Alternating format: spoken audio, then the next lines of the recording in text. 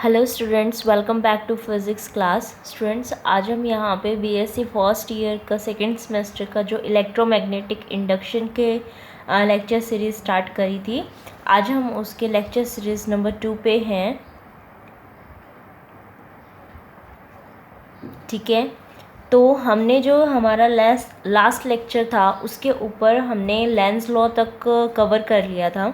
एक बारी मैं फैराडेज लॉज और लेंस लॉ को दोबारा से डिफ़ाइन कर देती हूँ ताकि आगे हम चल सकें। ठीक है, तो फैराडे लॉज के अंदर तो हमने ये देखा था, क्योंकि जब हमने फैराडे के एक्सपेरिमेंट देखे थे, ठीक है, एक एक्सपेरिमेंट हमने वहाँ पे डिस्कस भी किया था, उसके बारे में सारा नोट डाउन भी किया था कि जो हमारी प्राइमरी कॉइल है उसके अंदर अगर हम करंट का फ्लो अगर इंक्रीज़ कर रहे हैं तो जो मैग्नेटिक फील्ड लाइंस हमारी सेकेंडरी कॉइल्स के अंदर बन रही थी वो भी हमारी इंक्रीज़ करती जा रही थी। ठीक है, तो फिर बाद में हमने EMI के बेस पे भी उसको देखा था, यानी कि इलेक्ट्रोमैग्नेटिक इंडक्शन के बेस पे उसको देखा कि जब हम करंट की उसको चेंजेस कर रहे थे तो मैग्नेटिक फ्लक्स यानी कि मैग्नेटिक फील्ड लाइंस के अंदर जो चेंजेस आ रहे थे उसकी वजह से इंड्यूस्ड करंट हमारा प्रोड्यूस हो रहा था, यानी कि उसके अंदर वो चेंज करने मैग्नेटिक फील्ड लाइंस जब तक चेंज होती रहेंगी तब तक वहाँ पे इंड्यूस्ड करंट जो है वो हमारा प्रोड्यूस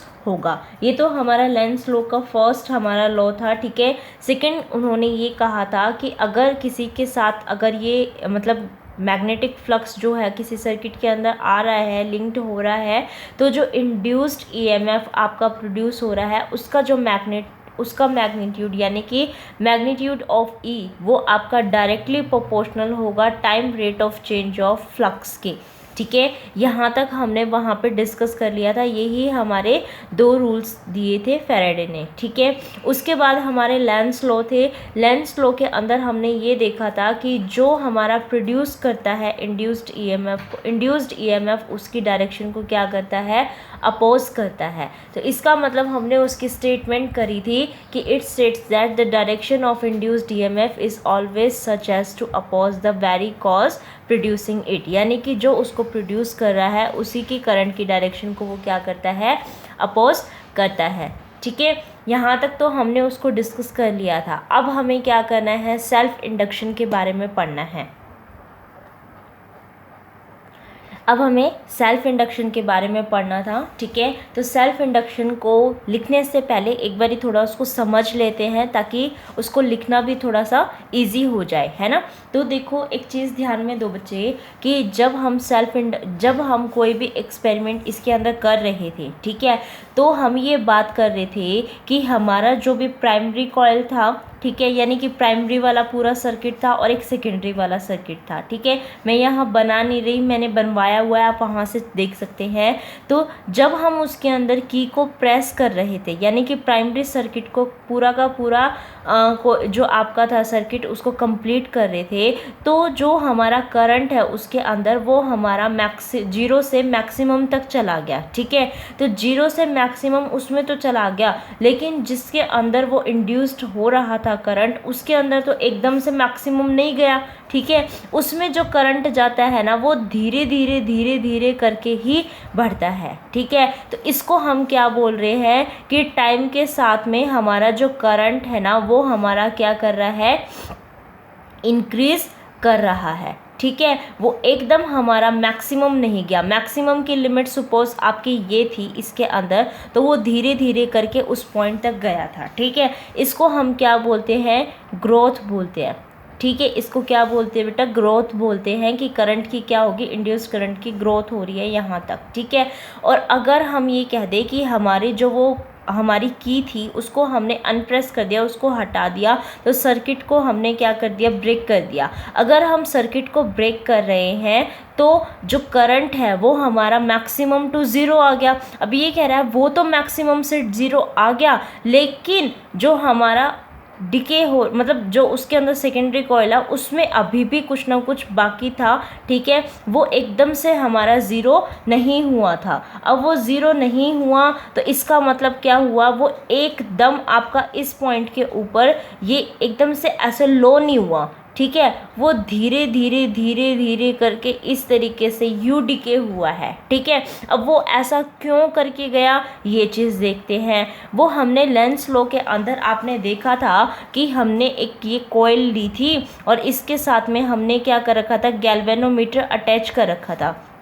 अगर हम यहाँ पे नॉर्थ पोल को डाउनवर्ड लेके गए थे, ठीक है, तो अगर नॉर्थ पोल को इसके पास लेके गए तो हमने देखा कि जो हमारी गैल्वेनोमीटर है वो इस तरीके की डिफ्लेक्शन शो कर रही है एंटी क्लॉकवाइज की, यानी कि वो इसको क्या कर रहा है, अपोज कर रहा है, क्योंकि कम हो रही है इसकी वैल्यू। ठीक है, यानी कि ये इसको अपोज कर रहा है। अपोज तो तभी होगा ना जब सेम यहाँ पे कुछ ना कुछ नॉर्थ पोल ही एक्ट कर रहा होगा। ठीक है, तो इसका मतलब क्या हुआ कि यहाँ पे जो करंट जिसकी वजह से वो इंड्यूस्ड करंट प्रोड्यूस हो रही थी, वो लेंस लॉ की वजह से उस जो करंट जो उसको प्रोड्यूस कर रहा था उसको अपोज करना स्टार्ट कर देता है। अगर अपोज करना स्टार्ट करेगा तो वो एकदम से मतलब ये मैक्सिमम एकदम नहीं पहुँचेगा, धीरे धीरे टाइम ले लेके वो यहाँ तक इस मैक्सिमम तक पहुँचेगा। ठीक है, इसी तरीके से अगर मैं इसको दूर करती हूँ तो वो इसको दूर भी तो नहीं होने दे रहा था ना। लेंस लॉ के अंदर हमने ये भी तो देखा था कि अगर ये हमारी कॉइल है और इसको मैं गैल्वेनोमीटर से अटैच कर रखा है मैंने, ये हमारा गैल्वेनोमीटर हो गया, और इस नॉर्थ पोल को मैं कहाँ लेके जा रही हूँ, ऊपर की साइड लेके जा रही हूँ, यानी कि इसे दूर कर रही हूँ। इसे दूर कर रही हूँ तो यहाँ पे ये जो वैल्यू है इसकी वो हमारी क्लॉकवाइज में जा रही है, यानी कि बढ़ रही है। ठीक है, अगर वो हो रही है तो यानी कि ये कैसा पोल एग्जिस्ट कर गया यहाँ पे, साउथ, यानी कि वो इसको दूर भी नहीं जाने देगा। अब ये साउथ पोल हो गया और ये नॉर्थ पोल हो गया, तो साउथ नॉर्थ पोल तो आपस में अट्रैक्ट करेंगे, है ना।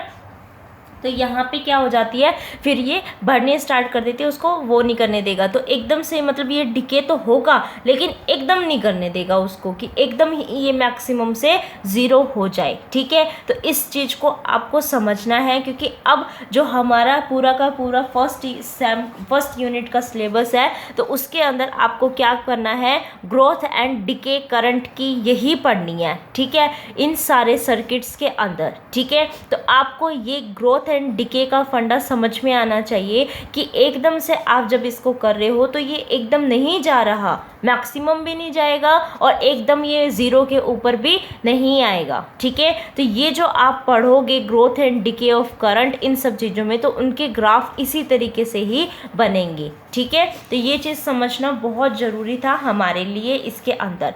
अब ये जो कह रहा है कि ये जो चीज़ हो गई ना इसके अंदर, ये जो आपका कोई भी कॉइल या आपने जो भी सर्किट लिया हुआ है, ठीक है, तो इसके अंदर आपका जो अपोज हो रहा है किसका, ग्रोथ का और डिके का। ठीक है, करंट के अंदर करंट की स्ट्रेंथ में जब आप मतलब ये ग्रोथ और ये जो डिके हो रहा है आपका, ये क्या कहोगे, इसको कहेंगे डिके। तो ये कह रहा है ये जो काम हो रहा है जो इसको अपोज कर रहा है, ठीक है, तो इस प्रॉपर्टी को हम क्या बोलते हैं, सेल्फ इंडक्शन बोलते हैं। ठीक है, होप आपको यहाँ तक समझ में आ गया है। किसी को कोई डाउट हो यहाँ तक तो आप पूछ सकते हैं। ठीक है, तो यहाँ तक किसी को डाउट है? अगर नहीं है तो हम यहाँ पे इसको स्टार्ट करने जा रहे हैं। ठीक है, तो आप हेडिंग डाल लीजिए सेल्फ इंडक्शन। ठीक है, सेल्फ इंडक्शन की हेडिंग डालिए और इस ग्राफ को प्लॉट कर दीजिए एक साइड में। ठीक है, इसको प्लॉट कर दीजिए। चलिए अब हम इसके बारे में लिखते हैं कि क्या कहना चाह रहा था ये इसके अंदर जो हमने अभी अभी यहाँ पे बनाया है, क्या कहना चाह रहा है, इसको लिख भी लेते हैं। When K is pressed, current in coil rises from 0 to maximum. ठीक है, and magnetic flux linked with coil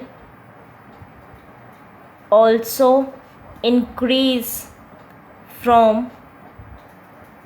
0 to maximum and induced, क्योंकि आपका मैग्नेटिक फ्लक्स अगर चेंज हो रहा है तो इंड्यूस्ड ईएमएफ या इंड्यूस्ड करंट वहाँ पे प्रोड्यूस होगा, ठीक है। And induced current is produced, ये हमने देखा था ना फैराडेज लॉज में कि मैग्नेटिक फ्लक्स के अंदर अगर चेंजेस आएंगे तो इंड्यूस्ड करंट प्रोड्यूस होगा, तो ये चीज़ हमने यहाँ पे देखी थी, ठीक है। But it oppose the growth of current due to Lenz law. भाई लेंज लॉ जो है वो इसके ग्रोथ को वो कर रहा है, ठीक है। So current in coil not attain its maximum value just at the time of key press, but does so in some time। Means कि वो एकदम उसको अटेन नहीं कर रहा, लेकिन टाइम के साथ साथ वो धीरे धीरे उस वैल्यू को अटेन कर लेगा, ठीक है। एकदम नहीं कर रहा, धीरे धीरे वो उसको अटेन कर लेगा, ठीक है। It means that growth of current is delayed, ठीक है ना बेटा। यानी कि ये होना तो एकदम चाहिए था लेकिन धीरे धीरे हुआ, इसका मतलब इसमें कुछ ना कुछ डिले हो रहा है, ठीक है। इसी तरीके से अगर हम क्या कर रहे हैं, डिके के बारे में बात करेंगे, यानी कि ये हमारा हमने अनप्रेस कर दिया उसको, ठीक है, सर्किट को तोड़ दिया है। सर्किट को तोड़ने के बाद वो एकदम से कहाँ आना चाहिए था, मैक्सिमम से 0 आना चाहिए था, लेकिन वो ऐसा भी नहीं होने देगा, उसमें भी क्या आएगा, आपका डिले आएगा, ठीक है। डिके होने में भी क्या आएगा, डिले आएगा, ठीक है। सो in similar way, when circuit is broke या break आप लिख सकते हो broken, there occurs delay in decay of current, यानी कि करंट के डिके होने में भी डिले आएगा, वो एकदम से यहाँ पे नहीं आ जाएगा मैक्सिमम से 0 तक। तो इसी प्रॉपर्टी को कि ये जो करंट की स्ट्रेंथ जो आपकी करंट इंड्यूस्ड हो रहा था इसके अंदर उसको अपोज करने लग रही है, तो उसकी वजह से जो इस सर्किट के अंदर जो आपका चेंज आया है आपको किसके ग्रोथ और डिके के अंदर, तो किसी भी सर्किट की प्रॉपर्टी, इसी प्रॉपर्टी को हम क्या बोलते हैं, सेल्फ इंडक्शन बोलते हैं, ठीक है। इसकी डेफिनेशन लिख लीजिए, उससे ज़्यादा क्लियर हो जाएगा।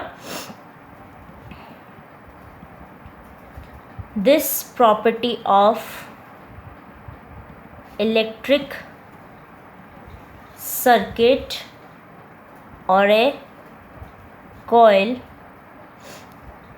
due to which it opposes the change, किस किस में, या तो ग्रोथ में या फिर डिके में, और इन decay in strength of current flowing through it by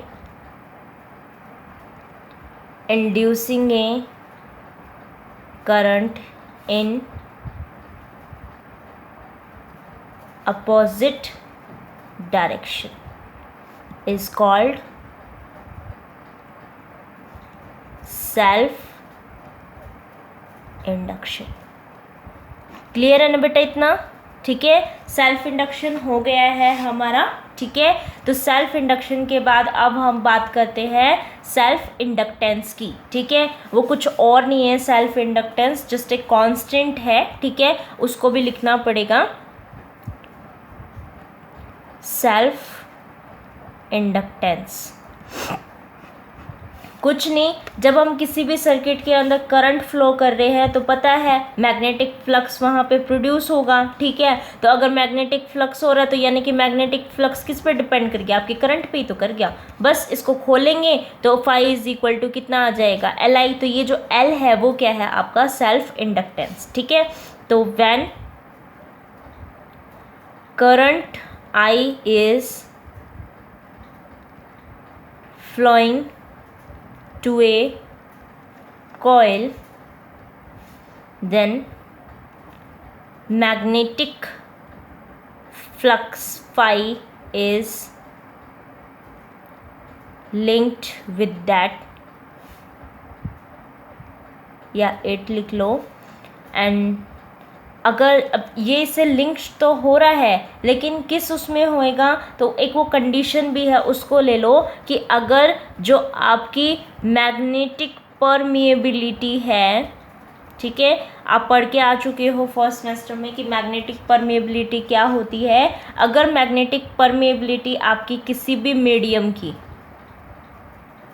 of a medium, अगर ये आपकी क्या हो जाए कांस्टेंट, तो ही आप क्या बोलोगे, then phi is directly proportional to current, and यानी कि magnetic flux is directly proportional to current, and when we change the sign of this proportionality upon this, then there occur a constant, that is the self inductance, or we can say it the coefficient of self induction. So here L is coefficient of self induction or self inductance. Okay, तो इस L को ही हम क्या बोलेंगे, या तो coefficient of self induction या फिर सेल्फ इंडक्टेंस, ये है कांस्टेंट। ठीक है, अब देखो बेटा, अब मेन चीज़ मेरा इसको करवाने का, एक तो आपको ये समझाना था, ठीक है, और एक जो अब करने जा रहे हैं वो, क्योंकि उसका यूज़ होएगा अब आगे। ठीक है, तो जब हम इंडक्टर वगैरह के बारे में उसमें यूज़ करेंगे इसको, तब आपको पता चलेगा कि हाँ हम इस चीज़ को ऐसे यूज़ कर रहे हैं। बेटा देखो, अब अपने पास क्या आ गया, phi is equal to L I आ गया। ठीक है, लेकिन हमें ये पता है कि जो इंड्यूस्ड ईएमएफ है वो माइनस में d phi by d t, क्योंकि जो इंड्यूस्ड करंट प्रोड्यूस होगा, मैग्नेटिक फ्लक्स उसको वो अपोज करता है। लेंस लॉ के अंदर देखा था, जिसकी वजह से नेगेटिव साइन आ रहा है। तो हम एक बार ना इसको डिफ्रेंशिएट कर देते हैं विद रिस्पेक्ट टू टाइम। तो टाइम के रिस्पेक्ट में इसको डिफ्रेंशिएट किया तो ये आ गया D I by d T, और क्योंकि यहाँ पे माइनस साइन था तो ई की वैल्यू कितनी आ गई, माइनस में L D I by d T. तो बेटा ये आपको ध्यान में रखना है, ये आगे यूज़ होगा। ठीक है, कि जो आपका इंड्यूस्ड ईएमएफ है वो माइनस में L D I by d T, हम हर जगह इसको यूज़ करेंगे, तो आपको ये चीज़ ध्यान में रखनी है। ठीक है, अब इसके साथ साथ एक डेफिनेशन और है, उसको देख लो, ट्रांजिएंट करंट। ट्रांजिएंट करंट क्या होता है बेटा, कुछ और नहीं है, ये जस्ट अब हमने इसके अंदर ये पढ़ा है ना कि एकदम से हम यहाँ पे जा रहे हैं। ठीक है, तो टाइम के अकॉर्डिंग उसमें आ रहा है, यानी कि वो टाइम पे डिपेंड कर रहा है। तो ऐसे करंट जो टाइम डिपेंडेंट होते हैं उसको हम क्या बोलते हैं, transient current. Time dependent currents are called transient current. ठीक है, टाइम डिपेंडेंट करंट को ही हम क्या बोलते हैं, ट्रांजिएंट करंट बोलते हैं। ठीक है, तो आप इसके अंदर लिखना चाहो तो लिख सकते हो, समझना चाहो तो समझ सकते हो। जस्ट कि आपने कोई भी सर्किट जो है उसको, बैटरी को आपने ऑन किया था, तो जो करंट है वो एकदम से आपका मैक्सिमम नहीं पहुंचा। ठीक है, मैक्सिमम नहीं पहुंचा, लेकिन वो पहुंच जाता है थोड़ी देर के अंदर। तो ये किस पे डिपेंड कर रहा है, टाइम पे डिपेंड कर रहा है। ठीक है, तो इस तरीके से ये सारा हो गया है। उसके बाद इसके अंदर एक और है आपकी, ठीक है, डेफिनेशंस, उस पॉइंट को और देख लो। हमारी जो अब हमें जो देखना था, आपको मैंने सिलेबस दिखाया था, उसमें आपने देखा था ना कि हमें कौन कौन से सर्किट, या तो कैपेसिटर रेजिस्टेंस का लेना है, कैपेसिटर इंडक्टेंस का, या तीनों का लेना है। ठीक है, तो इस तरीके से जो ये चीज़ है, तो ये कहता है कि अगर हम इन सर्किट्स के अंदर आपके कोई ग्रोथ एंड टाइम जो आपके डिके है उनके करंट्स को निकालते हैं, तो उन इक्वेशन को बोलते हैं हेल्महोल्ट्ज़ इक्वेशन। ठीक है, तो आपको पता होना चाहिए कि हेल्महोल्ट्ज़ इक्वेशन आपकी बेटा क्या होती है। ठीक है, तो हेल्महोल्ट्ज़ इक्वेशन के बारे में भी हमें नॉलेज होनी चाहिए। तो आप लिख लीजिए the equation which give growth, the equation which give growth and decay of currents in circuits of resistance, inductance and capacitance। या तो तीनों ले रहे हो या दो दो करके बना रहे हो, कैसे भी करके ले सकते हो। तो उनमें जो ग्रोथ और डिके की आपकी जो इक्वेशंस आ रही हैं करंट की, ठीक है, उन इक्वेशंस को क्या बोलते हैं, Helmholtz equation are called as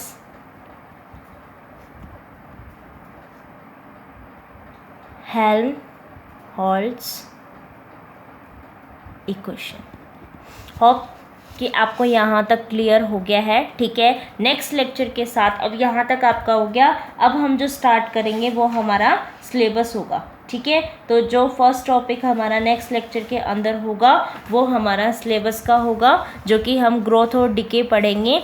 ठीक है, पहला हम कैपेसिटेंस एंड रेजिस्टेंस के अंदर पढ़ेंगे, फिर बाद में रेजिस्टेंस एंड इंडक्टेंस, फिर कैपेसिटेंस और इंडक्टेंस, फिर इन तीनों के अंदर। ठीक है, तो एक लेक्चर आपका ये हो जाएगा, दूसरा ये हो जाएगा, तीसरा ये, चौथा ये। तो 4 लेक्चर के अंदर अब हमारा ये टॉपिक क्लियर कंप्लीट हो जाएंगे। ठीक है, फिर एक एक करके लेके चलेंगे इसके अंदर। ठीक है, पर डे एक लेक्चर, एक टॉपिक आपका कवर हो जाएगा। ठीक है, 2 होंगे तो 2 भी करने की कोशिश करेंगे। ठीक है, तो स्टूडेंट्स जिन्होंने भी चैनल सब्सक्राइब नहीं किया, चैनल को सब्सक्राइब भी कर दे, और जो बेल आइकन होता है, जैसे आपने देखा होगा सब्सक्राइब करने के बाद यहाँ पे एक बेल आइकन आता है, बेल आइकन के ऊपर यहाँ पे ऑल नोटिफिकेशंस होती हैं। तो बच्चों ऑल नोटिफिकेशंस के ऊपर क्लिक करना, ओनली सिंगल नोटिफिकेशन के ऊपर नहीं, क्योंकि ऑल नोटिफिकेशन के ऊपर करते हो तो नेक्स्ट लेक्चर अगर मैं नहीं डाल पा रही हूँ तो आप वहाँ पे जाके क्लिक करके, मतलब न्यू जो लेक्चर आएंगे, अगर मैं आपको उसका लिंक नहीं दे पा रही तो वहाँ से आपको पता चल जाएगा कि न्यू